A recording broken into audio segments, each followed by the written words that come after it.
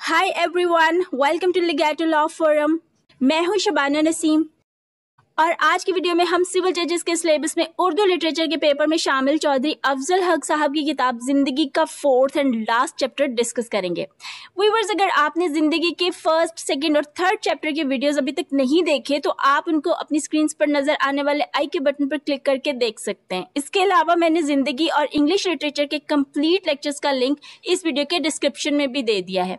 अब हम अपने आज के टॉपिक की तरफ मूव करते हैं। देखिए, इस चैप्टर को भी राइटर ने एज यूजुअल डिफरेंट स्टोरीज में डिवाइड कर दिया हुआ है, जिनके टाइटल्स आपको अपनी स्क्रीन पर नजर आ रहे हैं। एनीवे, हमारे आज के टॉपिक की पहली स्टोरी का टाइटल है हजरत आदम और दूसरी पाक रूहों की आमद और तकरीरें। इस कहानी का आगाज कुछ इस तरह से होता है कि यौमुल विदा का दिन होता है और हीरो अपने साथियों समेत उसमें शिरकत के लिए वहां पर मौजूद होता है, जहां नेक रूहें आई होती हैं।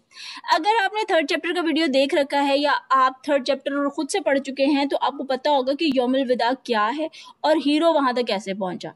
खैर, अब इस यौमुल विदा के मौके पर होता कुछ यूं है कि उस दिन की मुनासिबत से वहां होने वाली तकरीब में मौजूद नेक रूहों में से एक उठकर खुदा ताला की हम्द सना बयान करते हैं और फिर अवाम से मुखातिब होकर कहते हैं कि ए अहबाबो असहाब, दुनिया में जो भी खुदा का पैगंबर बनकर गया उसने अवाम को खिदमत खल्क और रहम का पैगाम दिया। लेकिन उम्मतों में जो है वो डिफरेंसेस पैदा हो गए, जिसका नतीजा कुछ इस तरह से निकला कि हर पैगंबर का बुत बना दिया गया और उसके नाम पर दुनिया में जंगें की गई। लोगों ने पैगंबरों को तो माना लेकिन उनकी तालीमात से इनकार कर दिया। फिर वो कहते हैं कि हजरत ईसा इस वजह से दुनिया में बादशाह नहीं बने ताकि दुनिया से अमीर और गरीब के दरमियान पाए जाने वाले फर्क को खत्म किया जा सके। हजरत ईसा के बाद वो गौतम बुद्ध का जिक्र करते हैं कि उन्होंने गरीबों में शामिल होने के लिए अपना तख्त ताज तक ठुकरा दिया और खिदमत खल्क को जरिया निजात बताया, लेकिन लोग फिर भी बाज नहीं आए। इनके बाद वो कृष्ण जी का जिक्र करते हैं कि वो गरीबों का भोजन खाते थे और प्रेम की बंसी बजाते थे, लेकिन फिर भी लोगों ने गरीबों के साथ अच्छा सलूक नहीं किया। देखिए, यहाँ एक बात आपने नोटिस की होगी कि राइटर ने गौतम बुद्ध जी और कृष्ण जी दोनों को पैगंबरों की सफ में खड़ा किया है, जो आमतौर पर नहीं किया जाता। इसके अलावा राइटर ने जीसस क्राइस्ट का जिक्र सबसे पहले, गौतम बुद्ध का जिक्र दूसरे और कृष्ण भगवान का जिक्र तीसरे नंबर पर किया है। लेकिन यहाँ ये बताती चलूं कि इन तीनों मज़ाहिब में सबसे ज्यादा कदीम तरीन मजहब हिंदुइज्म, दूसरे नंबर पर बुद्धिज्म और तीसरे नंबर पर क्रिश्चियनिटी आता है। एनीवेज, फिर वो नेक रूह अपने बारे में बताते हैं कि उन्होंने खुद भी बादशाहत का ताज सर पर नहीं सजाया, पेट भरकर खाना नहीं खाया, लेकिन इसके बावजूद उनके उम्मती होने के दावेदारों ने मुसावात को छोड़ दिया। फिर वो कहते हैं कि मेरे मानने वालों ने मेरे कौलो अमल के खिलाफ सब कुछ किया, लेकिन फिर भी उन्हें मेरी शफाअत का पूरा यकीन रहा। देखें, जो पाक रूह यहाँ खिताब कर रहे हैं उनके बारे में राइटर ने कुछ भी नहीं लिखा है कि वो कौन है। वो एक बार फिर वहां मौजूद लोगों को मुखातिब करते हुए खुदा की मखलूक की खिदमत पर जोर देते हैं। इस कहानी के आखिरी पैराग्राफ में वो कहते हैं कि ए दोस्तों, दुनिया में आप लोगों ने अच्छे अमाल का मौका जो है ना वो खो दिया हुआ है, लिहाजा अब यहाँ इस आलम में अपने ख्यालात को दुरुस्त करो और दूसरों की बेहतरी के बारे में सोचो। यहाँ सिर्फ खुदा ताला से रहम की अपील ही की जा सकती है। आखिर में वो कहते हैं कि मुझे उम्मीद है कि आपको खुदा के इंसाफ से कोई शिकायत नहीं होगी। इसी के साथ ये कहानी खत्म हो जाती है। अब अगली कहानी हजरत आदम अलैहिस्सलाम की तकरीर के टाइटल से शुरू होती है। इस कहानी में एक बड़ी ही ज़ईफ हस्ती, जो गालिबन राइटर के मुताबिक हजरत आदम अलैहिस्सलाम होंगे, अपनी जगह से खड़े हो जाते हैं और अपनी ऊंची आवाज में खुदा ताला की हम्द व सना बयान करते हैं।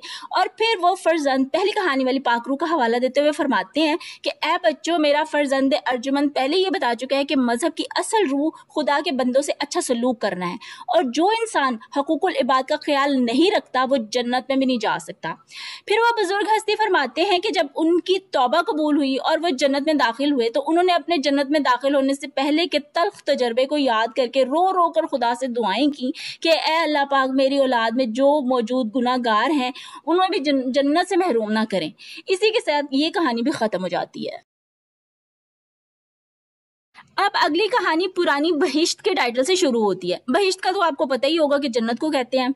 इस कहानी में पिछली कहानी वाली बुजुर्ग हस्ती फरमाते हैं कि रहमत हक तो हमेशा ही मुआफी के बहाने की तलाश में रहती है।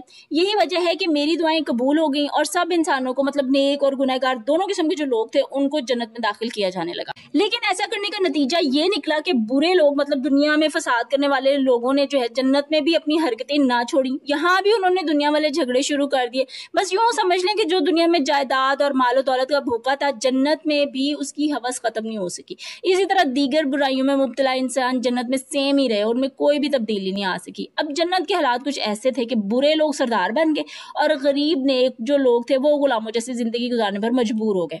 गरीब लोगों ने शिकायत की कि हजरत आदम अलैहिस्सलाम की उस दुआ की वजह से तो जन्नत भी उनके लिए दोज़ख बन गई है। अब जो बुजुर्ग हस्ती थे उन्होंने बुरे जन्नतियों को समझाने की बहुत कोशिश की कि वो आपसी लड़ाई झगड़े बंद करके आराम से रहें, लेकिन किसी पर कुछ असर नहीं हुआ। इसके बाद बुजुर्ग हस्ती फरमाते हैं कि उनकी औलाद में बड़े बड़े फलसफी और सरमायादार पैदा हो गए।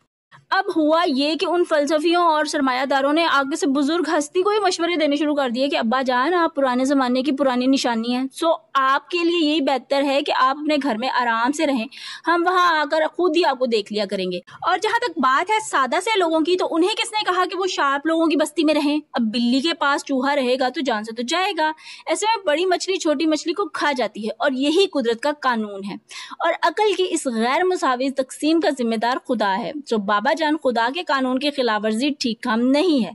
फिर वो बुजुर्ग हस्ती को डराने के लिए ये तक कह देते हैं कि आप खुदा की नाफरमानी करके एक बार पहले भी जन्नत से निकाले जा चुके हैं, इसी वजह से हमें अब भी यही डर लगा रहता है कि खुदा के कामों में दखल अंदाजी करने पर आपको एक बार फिर कोई नई दुनिया आबाद करने का पासपोर्ट न मिल जाए।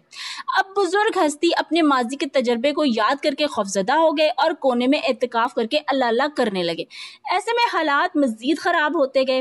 नेक लोगों के लिए जन्नत में रहना अजाब बन गया। फिर आखिरकार नेक लोगों ने बुरे लोगों की फजूल हरकतों से तंग आकर खुदा से शिकायत कर दी। उनकी शिकायत सुनकर खुदा ताला ने उनसे कहा कि उसने तो बुरे लोगों को इसलिए यहाँ जगह दी थी क्योंकि तुम्हारे वालिद को पसंद नहीं था कि उसके कुछ बच्चे जन्नत में और कुछ जहन्नम में रहें। पर खैर, अब तुम लोग फौरी तौर पर अपने वालिद मतलब उसी बुजुर्ग हस्ती के पास जाओ और उन्हें साथ लेकर वहां से जितना जल्दी हो सके मशरिक की तरफ चले जाओ, क्योंकि बहुत जल्द ये जगह आग का समंदर बना दी जाएगी। ये सुनकर नेक लोग वहां से भाग गए और गुनाहगारों ने उनके जाने पर खुशी मनाई। अब बुरे लोगों ने हर तरह की बुराई में इजाफा किया और खुद ही अजाब में फंस गए। हर वक्त लड़ाई झगड़ा करते रहते, एक दूसरे पर कचरा गिराते, एक दूसरे की इंसल्ट करते थे। इसी चक्कर में उनकी फसलें और बागात भी तबाह हो गए। इंसानों का घर से बाहर निकलना मुश्किल हो चुका था। इन बुरे हालात के जिक्र के साथ ही ये कहानी भी अपने इख्तिताम को पहुंचती है। इसके बाद अगली कहानी नई बहिश्त के नाम से शुरू होती है। इस कहानी में उन लोगों के हालात बयान किए गए जिन्हें खुदा ताला ने अपने जदे अमजद के साथ मशरिक की तरफ जाने के लिए कहा था, यानी कि वो नेक लोग जन्नत में जो रहते थे।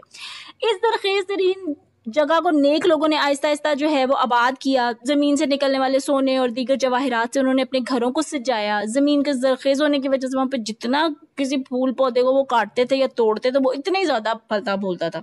अब चूंकि उन लोगों में कनात पसंदी थी तो वहां कोई लड़ाई झगड़ा भी नहीं होता था, सब मिलजुल कर खुश रहते थे। ये जगह खुल्द और जन्नत जैसे नामों से मशहूर हुई। फिर ऐसा हुआ कि पुरानी बहिश्त के लोगों को इस जगह का पता चल गया और उनके दिल में फिर से लालच ने जन्म लेना शुरू कर दिया। इससे नेक लोग खौफजदा होने लग गए। इसी के साथ ये कहानी भी खत्म हो गई। अब नई कहानी दोज़ख क्यों कर तैयार हुआ के टाइटल से शुरू होती है। इस कहानी में मशरिक की तरफ जाने वाले लोगों की जो थी वो दुआ वो कबूल हो जाती है और खुदा ताला का हुक्म आता है कि वो मुतमईन रहें, पुरानी बहिश्त वाले उनका कुछ नहीं बिगाड़ सकते। इसके बाद जिक्र आता है पुरानी बहिश्त के रहने वालों की करंट सिचुएशन का। राइटर लिखते हैं कि पुरानी बहिश्त वाले नई बहिश्त वालों पर चढ़ाई करने की बजाय आपस में ही लड़ना शुरू कर देते हैं। यहाँ राइटर कुछ ऐसी मंजरकशी करते हैं जैसे जमीन पर साइंसी इजादात ने सिर्फ तबाहकारियां ही की हो, इंसानियत के लिए कुछ अच्छा किया ही ना हो। खैर, वो लिखते हैं कि एक पुरानी बहिश्त के साइंसदानों ने तबाहकुन किस्म की चीजें इजाद कर ली।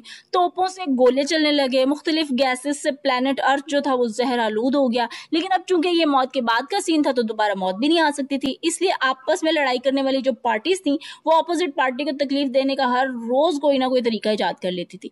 शुरू में तो जन्नत बनाने वालों को ये लगा कि शायद ये लोग आपस में लड़ कर थक जाएंगे और फिर तमीज के दायरे में रहना शुरू कर देंगे, लेकिन ऐसा हरगिज नहीं हुआ। बल्कि उल्टा पुरानी बहिश्त के साइंसदानों ने ऐसी ऐसी चीजें इजाद कर दी कि जिससे आग के समंदर बन गए और पुरानी बहिश्त के लोग उसमें गिरने लगे। वहां पर उनकी स्किन जो थी वो जल जाती थी, चर्बी मेल्ट होकर बॉडी से अलग हो जाती और वो स्केलेटन बन जाते। राइटर के मुताबिक अब वो जगह बिल्कुल किसी चलते फिरते मुर्दों का पुराना म्यूजियम लगती थी। लेकिन मजे की बात ये थी कि उन लोगों पर इतनी सख्ती का भी कोई असर नहीं होता था और वो ऐसे हालात में भी एक दूसरे पर हमले करते। अगर कोई इस जगह से बाहर निकलने की कोशिश करता तो वो बाहर खड़े जो पहरादार थे, उस जगह के बाहर जो पहरादार खड़े हुए थे, वो उनको धक्के देकर वापस उसी जगह पर फेंक देते थे। इसी के साथ यही कहानी भी खत्म हो जाती। اب اگلی کہانی دارل اصلاح کیوں کر بنا کے ٹائٹل سے شروع ہوتی ہے۔ اس کہانی کے آغاز میں یہ سوال اٹھایا گیا ہے کہ جو لوگ دوزخ میں پہلے سے موجود تھے وہ تو تھے ہی، اب ان کے بعد میں جو مرنے والے گناہ گار ہیں ان کو کہاں رکھا جائے، کیونکہ نیک لوگوں کو تو سیدھا ہی جنت میں ڈال دیا جاتا تھا۔ ان بعد میں مرنے والے گناہ گاروں نے دعا کی کہ انہیں نیک بننے کے لیے موقع دیا جائے۔ اب خدا تعالیٰ کے انصاف کا تقاضا یہی تھا کہ جیسے اس نے پہلے گناہ گاروں کو جنت میں رہنے کی جگہ دی تھی ان کو بھی دے، پر نیک لوگوں نے اپیل کی کہ ان نئے آنے والے گناہ گاروں کو جنت میں داخل کرنے سے پہلے ان کی تربیت کی جائے تاکہ وہ جنت میں رہنے کے طور طریقے سیکھ سکے۔ اسی کے ساتھ یہ کہانی بھی ختم ہو جاتی ہے۔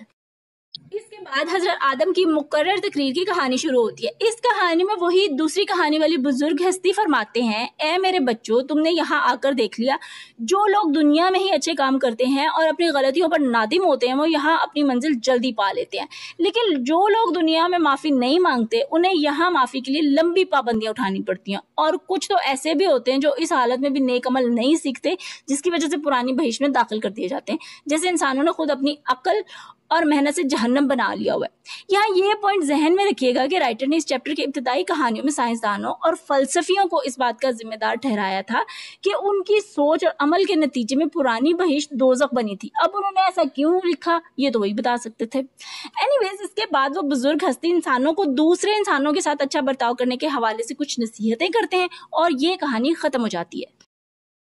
اس کے بعد اگلی کہانی اصحاب جنت کے ٹائٹل سے شروع ہوتی ہے۔ اس کہانی میں بزرگ ہستی اپنے سامنے موجود لوگوں کو مخاطب کر کے فرماتے ہیں کہ جب تم لوگ جنت میں آؤ گے تو جنت میں رہنے والوں کو دیکھ کر حیران رہ جاؤ گے، کیونکہ وہ ایسے لوگ ہیں جو بہت سویٹ باتیں کرتے ہیں اور ہر وقت ایک دوسرے کو خوش رکھنے کی کوشش میں لگے رہتے ہیں۔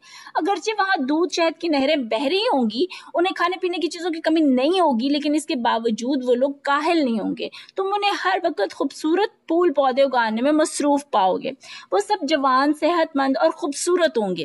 اس کے بعد وہ اپنے بڑھاپے کا ریزن ایکسپلین کرتے ہوئے فرماتے ہیں کہ میں چونکہ انسانوں کا جد امجد ہوں اس لیے میرے اندر بڑھاپے کی نشانیاں رکھی گئی ہیں، ادروائز جنت میں رہنے والا ہر انسان جو ہے وہ جوان ہی ہوگا۔ اس کے بعد وہ سوالیہ انداز میں پوچھتے ہیں کہ تم میں سے کون ہے جو وہاں جانے کا ارادہ نہیں رکھتا؟ پھر خود ہی فرماتے ہیں کہ تمہیں سر ہلانے کی ضرورت بھی نہیں ہے، کیونکہ مجھے پتا ہے کہ سب وہاں جانا چاہتے ہیں، لیکن اس کے لیے ضروری ہے کہ تم یہاں رہ کر جنت میں رہنے کے طور طریقے سیکھو، کیونکہ اگر یہاں آتے ہی تم پر سے پابندیاں ہٹا دی جاتی تو تم بھی اپنے بھائیوں کی طرح جنت میں رہنا عذاب بنا دیتے۔ اسی کے ساتھ یہ کہانی بھی ختم ہو جاتی ہے اور اگلی کہانی دوبارہ افو کے ٹائٹل سے شروع ہوتی ہے۔ اس کہانی میں بزرگ ہستی وہاں بیٹھے لوگوں سے مخاطب ہو کر سوالیہ انداز میں فرماتے ہیں کہ تم خود کہو ایسے حالات میں کیا کہا جائے۔ پھر فرماتے ہیں اہل جنت کو ویسے تو کوئی مسئلہ نہیں ہے، لیکن وہ اپنے دوزخی بھائی جو ہے نا ان کے لیے پریشان ضرور رہتے ہیں، اس لیے وہ سوچ رہے ہیں کہ خدا تعالیٰ سے عفو عام کی دعا کریں اور گناہ گاروں کی اصلاح کی کوشش کریں، لیکن ابھی تک فائنل کوئی ڈیسیژن نہیں ہوا۔ پر ہم آج یہاں آپ لوگوں کو یہ بتانے کے لیے آئے ہیں کہ آپ واپس جا کر اپنے جیسوں سے پوچھیں کہ اگر ہم ایسا کریں تو کیا وہ ہمارا ساتھ دیں گے۔ اس کے بعد دعا ہوتی ہے جس میں وہاں موجود سب لوگ شامل ہوتے ہیں اور آنکھیں بند کر کے یکسوئی سے دعا کرتے ہیں۔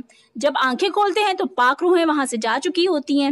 ہیرو کہتا ہے کہ ہمارے مجمع میں موجود ایک بندہ چیئر کے اوپر چڑھ کر کھڑا ہو جاتا ہے اور تقریر کی اجازت مانگتا ہے۔ سب لوگ خاموش رہتے ہیں اور وہ ان لوگوں کی اس خاموشی کو نیم رضامندی سمجھ کر بولنا شروع کرنے لگتا ہے، تو ساتھ ہی یہ کہانی ختم ہو جاتی ہے اور اگلی کہانی دوبارہ افو کی مخالفت کے ٹائٹل سے شروع ہو جاتی ہے۔ اس کہانی میں پچھلی کہانی میں چیئر پر چڑھنے والا شخص تقریر شروع کرتا ہے اور کہتا ہے اے احباب و اصحاب، تم نے پاک جنتی روحوں کی مہربانی کو دیکھا، دنیا اور آخرت دونوں جگہوں پر ہمارے ہاتھوں زخم کھانے کے باوجود وہ ہماری بہتری کے لیے بےتاب ہے، لیکن جیسا کہ ہم جان چکے ہیں کہ جنتیوں کی ایک نشانی قربانی ہے، خود غرضی نہیں۔ ایسے میں ہمیں خود غرض بن کر جنت میں نہیں جانا چاہیے بلکہ یہاں رہ کر ہی اپنی اصلاح کرنی چاہیے، کیونکہ اگر ہم ایسے ہی جنت چلے گئے تو وہاں کا ماحول خراب کرنے کا باعث بنیں گے۔ اس پر وہاں موجود افراد نے اپنی اپنی رائے دینا شروع کر دی اور بات لڑائی تک پہنچ گئی۔ لڑائی رکنے پر اس شخص نے ایک بار پھر اپنی تقریر کا سلسلہ جوڑا اور کہا کہ اہل جنت کی ایک نشانی صبر بھی ہے، لیکن آپ لوگوں میں تو اپنے مزاج کے خلاف بات سننے تک کی طاقت نہیں ہے۔ اگر آپ لوگ یہی عادتیں لے کر جنت جائیں گے تو اہل جنت کا جینا مشکل ہو جائے گا۔ اس پر ایک بار پھر شور اور لڑائی ہونے لگتی ہے۔ خیر پھر بیچ بچاؤ کرایا جاتا ہے، لیکن مجمع جو ہے وہ منتشر ہو جاتا ہے اور مہمانوں کو پھول برسا کر الوداع کہا جاتا ہے۔ उस रात हीरो वापस आकर रात भर सोचता रहता है और आखिरकार इस नतीजे पर पहुंचता है कि अभी हम में जन्नतियों के साथ रहने की सलाहियत पैदा नहीं हुई।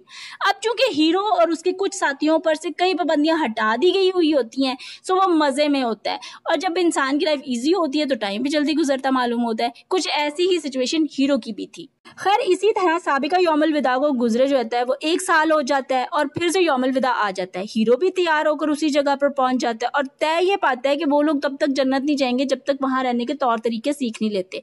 इस फैसले के बाद उस शख्स को तलाश किया जाता है जिसने गुज़िश्ता सेशन में इस मुद्दे की तरफ तवज्जो दिलाई थी कि इससे एक मर्तबा फिर कुछ कहने के लिए कहा जाता है, और वो फौरन ऐसा करने के लिए तैयार हो जाता है और बोलता है, ए साहिबो, मैं खुश हूं कि कल तक जो मेरी राय थी आज वो सबकी राय है। मैं आपको मुबारकबाद देता हूं कि आप में जन्नतियों वाली खूबी पैदा हो गई है। इसी के साथ ये कहानी भी खत्म हो जाती है और अगली कहानी इस्लाह नायाफ्ता रूहों की राय के टाइटल से शुरू हो जाती है। इस कहानी के शुरू में पिछली कहानी में तकरीर करने वाला शख्स बताता है कि मैंने इस अरसे में नजरबंद भाइयों से उनकी राय जानने की कोशिश की तो फितरी तौर पर उन्होंने जन्नत में जाने के लिए बड़ी बेताबी दिखाई। फिर वो वहां मौजूद लोगों से, जिनमें हीरो भी होता है, उनसे कहता है कि आप लोगों को गुनाह की दुनिया से आए हुए काफी टाइम हो गया है, इसलिए आपकी सोच का अंदाज काफी हद तक बेहतर हो चुका है, लेकिन उन्हें अभी गुनाह की दुनिया से आए हुए ज्यादा टाइम नहीं हुआ है, इसलिए उनमें दुनिया वाली खुदगर्जी वाली आदतें बाकी हैं। फिर भी हमें उनकी इन आदतों को इग्नोर करके उनके साथ अच्छा बिहेव करना चाहिए। इसके बाद वो शख्स वहां बैठे लोगों से उन गुनहगार लोगों के लिए खुदा ताला से दुआ मांगने के लिए कहता है। इसके बाद हीरो कहता है कि जब उस बंदे ने दुआ मांगने के लिए कहा तो वो उसी वक्त सजदे में गिर गया। इसके साथ ही हम सब भी सजदे की हालत में आ गए और खुदा ताला से दुआ मांगी। हीरो कहता है कि सजदा काफी लंबा हो गया तो उसने मारे क्यूरोसिटी के सजदे सर उठाकर इधर उधर देखा ताकि इस बात का इत्मीनान कर सके कि सजदा जारी है भी या नहीं, लेकिन उसने देखा कि सब अभी तक सजदे में ही थे। बस यही देखना था कि हीरो फिर से सजदे में गिर गया। फिर जब दुआ का ये सिलसिला खत्म हुआ तो उनके हाथों में उनके नामा अमाल थे जिन पर लिखा था कि उनकी दुआ कबूल हो चुकी हुई है।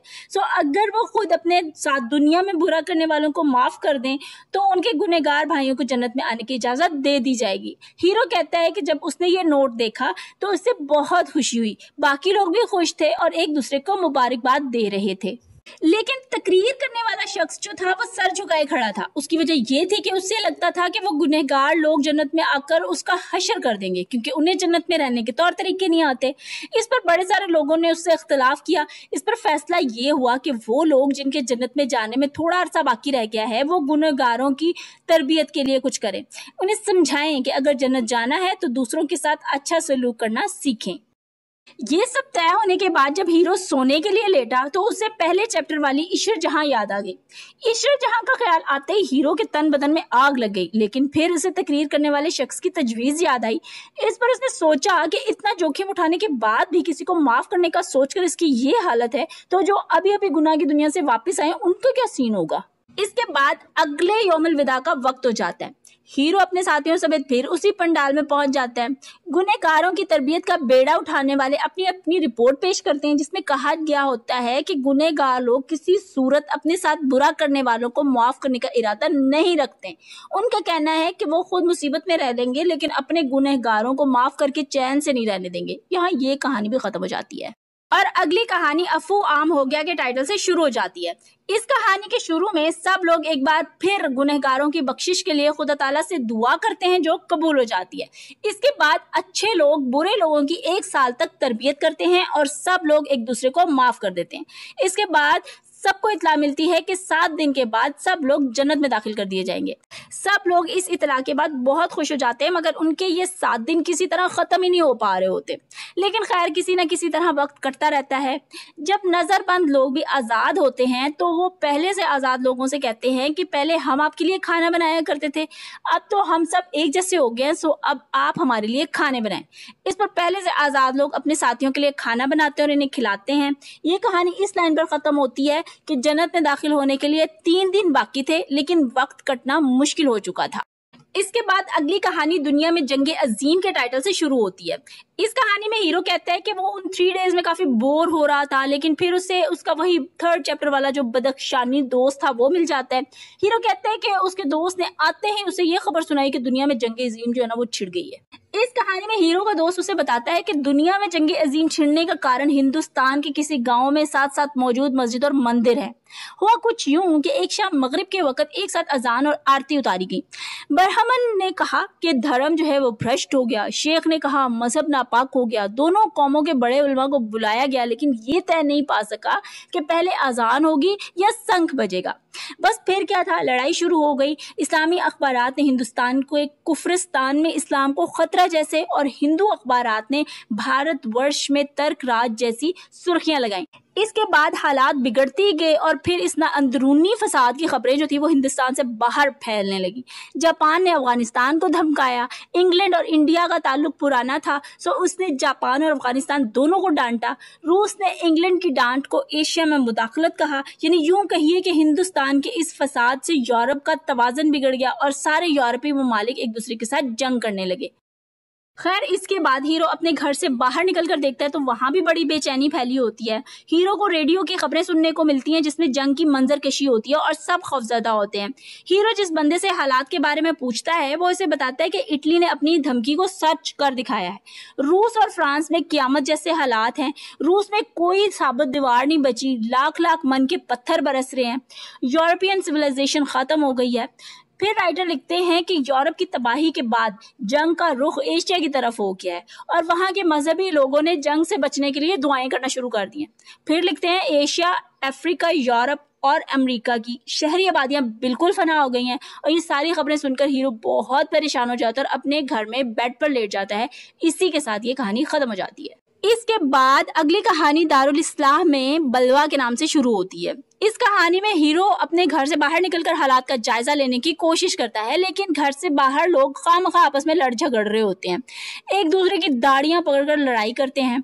हीरो आगे बढ़कर बीच बचाकर आना चाहता है पर खूब पिटाई करवाकर घर में पनाह लेने पर मजबूर हो जाता है। 3 दिन तक हालात ऐसे ही रहते हैं। फिर एक दिन एक फरिश्ता आकर हीरो का दरवाजा नॉक करता है तो हीरो आने वाले फरिश्तों से पूछता है, भैया मैटर क्या है? तो वो बताते हैं कि ये सब कुदरत ने इसलिए किया ताकि देखा जा सके किस किस ने दुनियावी आदतें छोड़ी हैं और किस किस ने नहीं। जब हीरो ये सुनता है तो हैरान रह जाता है। फरिश्ता कहता है कि गुनहगारों को सजा के बगैर आज़ादी का मौका मिल भी जाए तो वो उसे ऐसे ही ज़ाया कर देते हैं। इसी के साथ ये कहानी भी ख़त्म हो जाती है। अब अगली कहानी क़यामत के टाइटल से शुरू होती है। इस कहानी में पिछली कहानी वाला फरिश्ता कहता है कि शुरू से लेकर कल तक हम कभी भी गमगीन नहीं हुए थे, लेकिन आज न जाने क्यों गमगीन है, पता नहीं क्या होने वाला है, ऐसा लगता है जैसे कोई इनकलाब आने वाला है। इसके बाद वो आसमान की तरफ इशारा करके कहता है कि वो देखो, जहाँ घरों से शोले निकलकर आसमान से बातें कर रहे होते हैं। फरिश्ता महशर महशर करता बाहर भाग जाता है और हीरो क़यामत क़यामत करता बाहर को भागता है। फिर देखता है कि हर कोई क़यामत क़यामत करता घर से एक मैदान की तरफ भाग रहे हैं। लोग बड़ी बदहवास होते हैं और शदीद शोर से बचने के लिए उंगलियों से कान बंद करने की कोशिश करते हैं। ऐसे में कुछ लोग अजानें देते हैं और कुछ ऊंची ऊंची आवाज में कलमा पढ़ने लगते हैं। सब घर तबाह हो जाते हैं। फिर अचानक जमीन फटना शुरू हो जाती है और उसमें से इंसान निकलने लगते हैं जो सब बेलिबास होते हैं, पर किसी को किसी का कोई होश नहीं होता। लेकिन फिर खुदा ताला इंसानों की मुश्किल आसान करते हैं और शोर रुक जाता है। फिर हर तरफ इंसान ही इंसान नजर आते हैं और ये कहानी खत्म हो जाती है। अब अगली कहानी हिसाब किताब के टाइटल से शुरू होती है। इस कहानी में आसमान से बादल गरजने जैसी आवाज के साथ अरबी जबान में बताया जाता है कि आज यौम हिसाब है। वहां सबको अरबी जबान में दी गई इतला साफ साफ समझ में आ जाती है, पर अवाम यौम हिसाब का सुनकर काफी खौफजदा हो जाती है और बेइख्तियार अवाम की नजर अपने हाथों की तरफ जाती है जिसमें नामा-ए-माल पकड़े होते हैं। जब हीरो अपने हाथ को देखता है तो उसकी चीख निकल जाती है क्योंकि उसका नामा-ए-माल उसके लेफ्ट हैंड में होता है, जिसका मतलब बिल्कुल क्लियर होता है कि वो जहन्नम में जाएगा। इसके बाद आसमान से आवाज आती है कि नेक और गुनहगार लोग जो है ना वो अलग अलग हो जाएं, जबकि पैगंबर और शहीद लोग जो है वो सेंटर में खड़े हो जाएं। हीरो लेफ्ट साइड पर खड़ा होकर रोने लगता है। पैगंबर और शहीद थोड़ा आगे आकर शुक्र का सजदा करते हैं। आसमान से नूरानी फरिश्ते उतरकर पैगंबरों के हाथों को बोसा देते हैं और बेहद इज्जत और एहतराम के साथ उन्हें अपने साथ ले जाते हैं। इसके बाद ग्रीन ड्रेसेस वाले फरिश्ते आसमान से उतरते हैं और शहीदों को अपने साथ ले जाते हैं। इसके बाद ब्लैक ड्रेसेस और खौफनाक आंखों वाले फरिश्ते आसमान से उतरते हैं और गद्दारों और वतन फरोशों को साथ ले जाते हैं। इस तरह यह सिलसिला तब तक जारी रहता है जब तक कि सभी इंसान अपने ठिकाने तक पहुंच नहीं जाते और ये कहानी भी यहीं खत्म हो जाती है। अब अगली कहानी जहन्नुम के टाइटल से शुरू होती है। इस कहानी में एक फरिश्ता हीरो को गर्दन से पकड़कर उड़ता जा रहा होता है। हीरो बेहद खौफजदा होता है। इसी हालत में हीरो को गर्मी महसूस होती है। फिर गर्मी तपश में तब्दील हो जाती है। जब वो नीचे देखता है तो जमीन पर आग का समंदर जल रहा होता है। फरिश्ता हीरो को किसी पत्थर की तरह उस आग के समंदर में फेंक देता है। हीरो को लगता है कि उसे आग की तलवारों से मारा जा रहा है। वो चीखें मारता है पर कुछ नहीं होता। वो मरना चाहता है पर इसका दम नहीं निकलता। इसी के साथ ये कहानी भी खत्म हो जाती है। अब अगली कहानी आराफ या एराफ के टाइटल से शुरू होती है। इस कहानी में पैगंबर इस्लाम हजरत मोहम्मद सल्लल्लाहु अलैहि वसल्लम के सदके हीरो की सजा माफ हो जाती है और हीरो नीम बेहोशी की हालत में होता है। जब उसे होश आता है तो वो एक खासी अच्छी जगह पर होता है और वहां पर वो 2 बच्चे उसकी खिदमत के लिए मौजूद होते हैं जिनकी तालीम का जिम्मा वो दुनिया में उठाता है। इस जगह कई और लोग भी खुदा ताला के जिक्र में मसरूफ होते हैं। हीरो खुद को एक 20 साला नौजवान की तरह महसूस करता है। फिर बच्चों समेत कई लोगों से पूछता है कि क्या किसी को उसकी खिदमत की जरूरत है। इस पर वो नहीं में जवाब देते हैं और हंसकर कहते हैं कि दोज़ख से जो भी निकल कर आता है उसकी जबान पर यही सवाल होता है। फिर हीरो पूछता है कि क्या ये जन्नत है। इस पर उसे जवाब मिलता है कि ये जन्नत नहीं, एराफ का मकाम है। जो लोग दोज़ख से निकल कर आते हैं उन्हें ये जन्नत ही लगती है। फिर वो बच्चों से पूछता है कि उसने दोज़ख में कितना वक्त गुजारा है, तो वो उसे जवाब देते हैं कि उसने जहन्नम में सिर्फ 15 मिनट गुजारे हैं, जिस पर हीरो बहुत हैरान होता है। फिर बच्चे उसे कहते हैं कि चलें अब जन्नत चलते हैं। अहले जन्नत के लिए एराफ या आराफ भी दोज़ख जैसी जगह है। फिर एक बहुत खूबसूरत रास्ते पर बच्चों के साथ हीरो चलने लगता है जहां घोड़ों जैसे जानवर घास खा रहे होते हैं जो हीरो और बच्चों को आता देखकर दौड़कर उनकी तरफ आ जाते हैं। रास्ता जो होता है वो बहुत ही खूबसूरत फूलों से सजा होता है। हीरो पूछता है क्या ये जन्नत है। इस पर इसे जवाब मिलता है कि वो बाबरकत जगह जो है ना वो थोड़ी सी आगे है। इसके साथ ही ये कहानी भी खत्म हो जाती है। अब अगली कहानी बहिश्त के टाइटल से शुरू होती है। इस कहानी में फाइनली हीरो जन्नत में दाखिल हो जाता है और यहाँ इसे हर मंजिल पर नए ही नजारे नजर आते हैं। यहाँ रंग रंग के फूल पौधे, बेहद खूबसूरत मनाजर, मेवे और बुलबुल की चहचहाट जो होती है वो उसे सुनाई देती है। वो चलता जाता है और रास्ते में से बहुत हसीन चश्मे और नूरानी आबशारें बहती दिखती हैं। कहीं कहीं छोटी छोटी नदियां होती हैं, कहीं बेहद मज़ेदार पानी की नहरें होती हैं जो दूध जैसा होता है। फिर एक जगह से मोतियों के किनारों वाली नहर नजर आती है जिसमें 7 रंग का पानी बह रहा होता है। वहां पर हीरो को हसीन हूरें नजर आती हैं जो उसे कलरफुल वाटर जो है वो पीने के लिए देती हैं। फिर बच्चे हीरो को बताते हैं कि ये जगह जन्नत का गैर दिलचस्प हिस्सा है, आगे और बहुत कुछ है। वो आगे जाते हैं, वहां पर खूबसूरत खवातीन अपने हस्बैंड्स के साथ टाइम स्पेंड कर रही होती हैं। वहां हीरो को गुलमान नजर आते हैं जो हीरो को आम खाने के लिए देते हैं। आम इस कदर मजेदार होता है जैसा हीरो ने कभी खाया ही नहीं होता। फिर वो एक जगह पहुंचता है जहां सेब, नाशपाती और आम के पेड़ सड़क के दोनों तरफ लगे होते हैं। इसका दिल आम खाने को चाहता है तो पेड़ की आम वाली जो डालियां होती हैं वो खुद ही नीचे झुक जाती हैं जिस पर से हीरो कुछ आम तोड़ लेता है। फिर कुछ दूर जाने पर उसे ताजमहल से भी ज्यादा खूबसूरत इमारतें नजर आती है। वहीं एक जगह हीरो के जो जन्नत वाले हमसाए जो होते हैं वो उसका इस्तकबाल के लिए हाथों में फूल माला लेकर खड़े होते हैं। फिर उसे उसका घर दिखाया जाता है। वहीं वो खाना खाता है और आराम करता है। वहाँ हर शख्स जवान होता है और इसी के साथ ये कहानी खत्म हो जाती है। अब अगली आखिरी कहानी बहिश्ते बरी के टाइटल से शुरू होती है। इस कहानी में हीरो अपना इस्तकबाल करने वालों का शुक्रिया अदा करता है और अपने नए घर में आकर शुक्र का सजदा करता है। रात के वक्त वो घर खुद ब खुद रोशन हो जाता है और हीरो सो जाता है। जब सुबह उठता है तो उसका दिल जो होता है वो खुद ही भागने दौड़ने को करता है क्योंकि वो अपने आप को बहुत ज्यादा एनर्जेटिक फील कर रहा होता है। वो जॉगिंग करने के लिए बाहर चला जाता है। जब कुछ देर के बाद वो सोचता है कि अब उसे किसी चीज पर सवार होकर सैर करनी चाहिए तो वहां इधर उधर फिरने वाले बुराक फौरन उसके पास आ जाते हैं और वो उन पर सवार होकर सैर करता है। वहां उसे एक जगह नजर आती है जिस पर वादी मुकद्दस लिखा होता है। बुराक वहां दाखिल नहीं हो पाता तो हीरो को पांव पांव चलकर वहां तक पहुंचना पड़ता है। ये जगह बहुत ही स्प्लेंडेड टाइप की होती है और बड़े ही शानदार अंदाज में सजी होती है। वो वहां के वॉचमैन से पूछता है कि ये कौन सी जगह है। इस पर वो उसे बताता है कि ये जगह मुहब्बे वतन लोगों के लिए मुख्तस है जिन्होंने दुनिया में अपनी जिंदगी मुल्की इस्लाह में गुजारी है। अब ये यहाँ ताज पहनकर आराम की जिंदगियां गुजारें। सारे इलाके की सैर करने के बाद हीरो अपने बुराक पर सवार होकर वापस अपने घर आता है और आराम करता है। अगली सुबह हीरो जो होता है वो मगरिब की तरफ सैर करने को निकल जाता है। एक मर्तबा फिर वो बुराक पर सवार होकर मीलों का सफर मिनटों में तय कर लेता है और गाजियाबाद नाम के इलाके में पहुंचता है। ये जगह भी बड़ी खूबसूरत होती है। यहाँ वो लोग रहते हैं जिन्होंने अपनी जिंदगी अवाम और मुल्क की हिफाजत के लिए सर्फ की होती है, जिन्होंने अपनी कौम को गुलामी से आजाद कराया होता है और जंगें जीती होती हैं। ये इलाका चूंकि बहुत ही हसीन होता है, इसलिए हीरो वहां किसी से पूछता है कि इस जगह से ज्यादा कोई और जगह जन्नत में हसीन है। तो इस पर वो बंदा जो होता है वो हीरो को बताता है कि अभी तुमने इश्कजार यानी शहीदों की बस्तियां नहीं देखी, ये तो उनके आगे कुछ भी नहीं है। इसके बाद वो शख्स हीरो के सामने शहीदों की बस्ती का मंजर खींचता है। वो बताता है कि वो एक बहुत ही पुरफिजा किस्म की जगह है, वहां शहीद रहते हैं जिन्हें लोग जन्नत के शहजादे कहते हैं। हीरो बेताब होकर कहता है कि मैं उस वादी को लाजमन देखना चाहूंगा। इस पर वो शख्स हीरो को एडवाइस देता है कि बुराक पर सवार होकर मशरिक की तरफ जाओ, पहले वादी मोहब्बत आएगी और फिर वो रक्षंदा दुनिया तुमको नजर आएगी। हीरो बुराक पर सवार होकर उस एडवाइस देने वाले के साथ वादी मोहब्बत में पहुंचता है। इस जगह सब्जा बहुत ज्यादा होता है। हीरो को ये इलाका कुछ ज्यादा पसंद नहीं आता, सो वो जल्द ही बोर होने लगता है। वो जैसे जैसे इस इलाके को देखता है तो उसे ऐसे लगता है जैसे उसने इस जगह को पहले भी कहीं देखा हुआ हो, पर उसे ये याद नहीं आता कि उसने ये जगह कब और कहाँ देखी है। खैर सोच के काफी घोड़े दौड़ाने के बाद हीरो अपने साथ आने वाले से कहता है कि उसे ये जगह देखी हुई लग रही है। इस पर वो बंदा बोलता है कि इस जगह को हर किसी ने देखा हुआ है, क्योंकि हर एक इंसान की रूह कंसीव से बर्थ तक के प्रोसेस के दौरान हसीन खवातीन की शक्ल में यहाँ रहती होती थी। यहाँ राइटर लिखते हैं कि अंटिल देन ह्यूमन बॉडी से अफेक्शन का एक स्वीट सॉन्ग क्रिएट नहीं हुआ था, रूह जिस्म की तारीकी से घबराती थी। लेकिन जब रूह ने जिस्म का वो नगमा सुन लिया जिसका भी जिक्र हुआ है, तो रूह जिस्म को देखने के लिए बेकरार हो गई। अब रूह की इस बेकरारी को खत्म करने के लिए ही हमें यानी ह्यूमंस को जमीन पर उतारा गया। हीरो यहाँ काफी बोर होता है। इस पर उसका साथी से बताता है कि यही वो जगह है जिसे बहिश्ते बरी कहते हैं। अगरचे ये कोई बड़ी शानदार किस्म की जगह नहीं है, पर शहीदों की बस्ती तक पहुंचने के लिए यहाँ से गुजरना ही पड़ता है। वो हीरो को ये भी बताता है कि शहीदों की बस्ती को इश्कजार कहते हैं और उस तक पहुंचने के लिए वादी मोहब्बत से गुजरना ही पड़ता है। इसके बाद हीरो इस जगह को जरा गौर से देखने लगता है। तभी उसे ये फील होता है कि ये तो वही शवाल की पहाड़ी है जहां पहली बार उसकी मुलाकात उसकी वाइफ से हुई थी।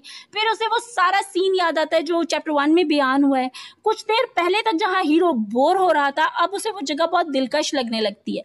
हीरो सोचता है कि जन्नत अपनी लाख दिलकशी के बावजूद मोहब्बत की कैफियत के एहसास के सामने कुछ भी नहीं है। हीरो इस सिचुएशन को एंजॉय कर रहा होता है, लेकिन इसका साथी चाहता है कि वो लोग अब इस जगह से आगे मूव करें, क्योंकि उसे लगता है कि वादी मोहब्बत दरअसल इश्क मजाजी और इश्कजार इश्क हकीकी है और हीरो को आगे जाना चाहिए। वो हीरो को बताता है कि भैया कुछ लोग इसी मकाम पर रुक जाते हैं जबकि कुछ आगे बढ़कर इश्कजार तक पहुंच जाते हैं।